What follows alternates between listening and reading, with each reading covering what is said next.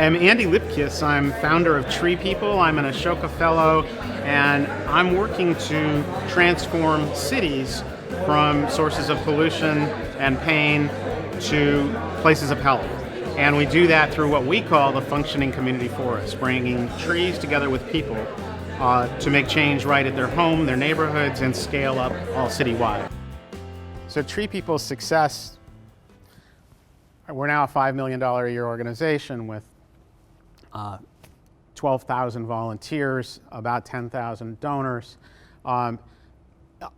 It's from having me been a child translating what I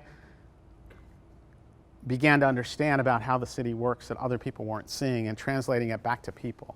So infrastructure, our water supply, our transport, all these things that Dick so well described as what's taking us out, it's all set up in a way that we don't feel like we have access to it or we can change it. And building on what Dick said, it all does come back to our relationship with nature. This is a coast live oak, and I use this as both as an icon for infrastructure and creating the conditions that we have, but also to translate our way out and create a pathway simple pathway for people to engage once they understand. I'm going to take you from an arc of this to where we are today in the drought emergency, in a long-term water shortage. We're out of water. And the only way out, as Dick said, is from a profound bottom-up and top-down response. And it's one that can happen very, very quickly, but at the moment it's not happening because the public isn't engaged. So this is a classic Southern California tree. It's the basic life support piece of our ecosystem. That is a coast live oak in Ojai. Translating it, that's it. It has a canopy 100 feet in diameter. That tree, over the several hundred years of its growth, as it dropped leaves, it built the soil. The soil, all these layers of leaves, of twigs, has created an unbelievable environment that happens to be another piece of our life support system. It's habitat for all kinds of critters who dig and drill, big ones, medium ones, and microscopic ones. And together, it forms a sponge, a tank, and our water treatment system. You know, there's no new water on the planet. There has not been any added or any lost since the Earth was born. Everything that we are drinking and seeing has been recycled for billions of years. I just took a sip of dinosaur pee. The water people drink, I was just in New Orleans, the water coming out of the tap has come down the Mississippi River and been through 23 people on its way down since it was a raindrop that fell on the northern border of our country. Water always gets recycled, but we don't know that. We believe there's something called pristine. There's some places where there's pristine water deep underground that hasn't moved since it got there, but most water goes like this. The canopy of the tree catches the first tenth of an inch of rainfall. It catches it, it holds it, it slows it, and then it releases it to the ground through drips, not just down the trunk. That was a bad animation. And it goes into that sponge underneath the tree. Also, water flowing across the surface falls into this space. And that space, 100 feet in diameter, 5 feet deep, that is like a sponge because it's filled with all those critters and mulch and humus and humus and whatever falls out of the tree. We asked the U.S. Forest Service to tell us, to calculate what the liquid volume was of that space. So 100 feet in diameter, 5 feet deep. Turns out it's 57,000 gallons of water in a flash flood. In a 10 to 12 inch flash flood, 57,000 gallons of water flows in there and is held. And the critters, what do? They take it, polluted water, they treat it, clean it, and then it's released to the aquifer, our water supply. That's our one basic life support system, just one aspect of what a tree does. So when we took these out, and when we take these out, they're still there. What do we replace them with? What happens when you take the tree out? You lose your soil, you lose your water, you send a flood downstream, you send pollutants downstream, and then you got to replace all those services. And so what we replace it with is bureaucracy. And at that point, we have disintegrated the ecosystem, we've disintegrated our life support system, and we've removed people from the process. So each bureaucracy builds a system to replace the services that that tree did, but there's never integrated again. So we have a Department of Water and Power in LA. They spend $750 million, nearly $1 billion a year to import water. That same rainwater that falls here that's now running off, county flood control and city stormwater division together spend upwards of $500 million a year to safely remove the water that falls here from Los Angeles. So the cost is about $500 million. They're throwing away what turns out to be half the water we need for LA water supply, $500 million worth of water.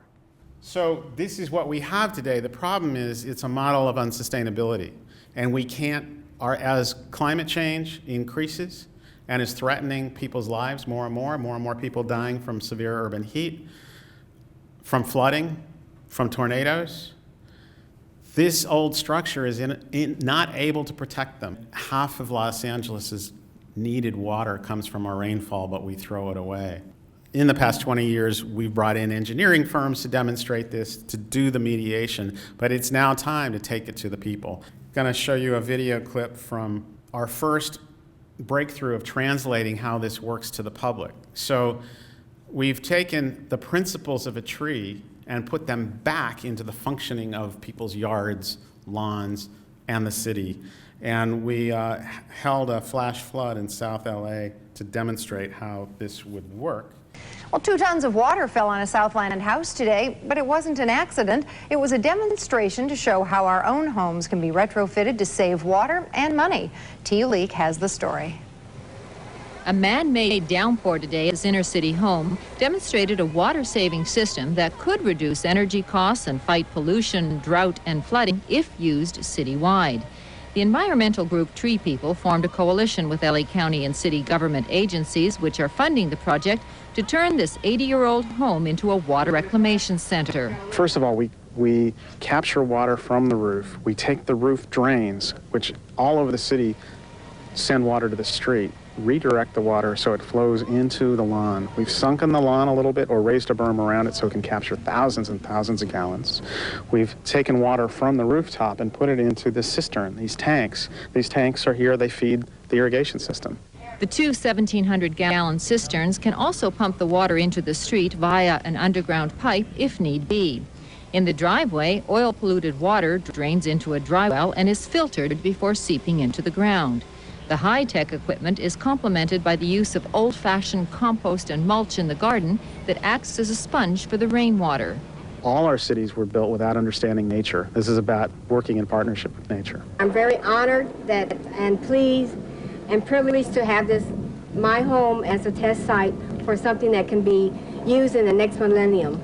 The cost of retrofitting most homes would average $10,000. It's hoped the agency sponsoring this project will pick up the tab and make this a reality in LA in the next 15 to 20 years. In South Los Angeles, Tia Leak, KT.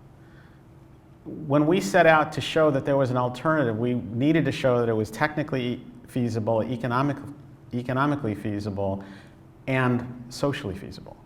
Basically, doing the economics on how trees in forest or a watershed could replace a storm drain showed that it paid back big time. So the $50 million that the county was going to spend for a storm drain, they instead, after a deep community process, 6 years long, community watershed planning, in which we had to do this education in an 85% Spanish-speaking community, in the schools, in parent gatherings, in churches, taught this stuff so that people came to the public hearing and demanded it, showed they wanted it. And the result was the county approved a $200 million budget instead of a $50 million budget, because this model, when we broke apart the watershed and showed what it could do, they saw the forest watershed would return $176 million of water back to the aquifer. Anyhow, this is now under construction, and again, demonstrating how these things work. This is Sun Valley Park, just again, a couple miles east of here. It used to flood with polluted water. So those two ovals are each 1 million gallons of storage now. What would happen under in the tree's roots? This is a $5 million construction project at Sun Valley Park.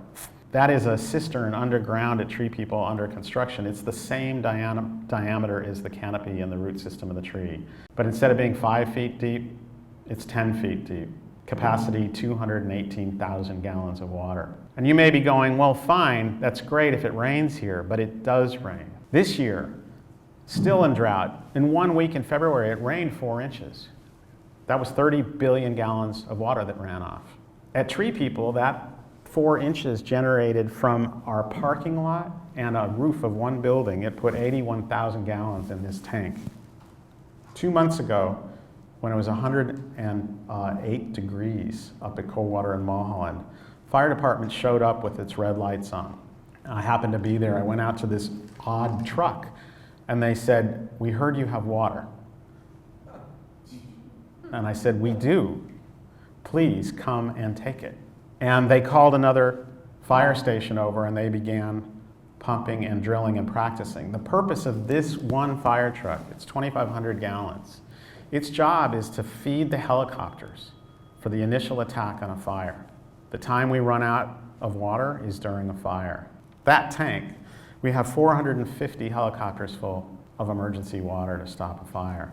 We teach this stuff at Tree People. Every weekend you can come and learn how to do rainwater harvesting and survive, but we need to take it from hundreds of people to millions very, very quickly. That's going to take the media. If you go on YouTube, these are short videos that are 5 minutes to 8 minutes long. They really serve to move audiences of kids to policymakers. Question? Yeah.